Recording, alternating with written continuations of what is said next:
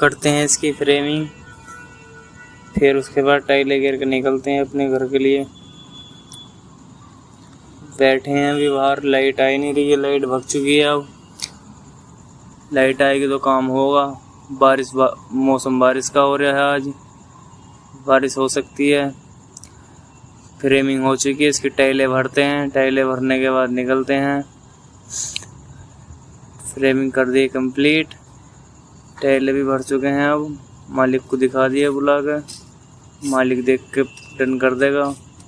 मालिक को फ़ोन कर दिया कि आ जाओ सर, देख लो काम अपना। बारिश का मौसम हो रहा है।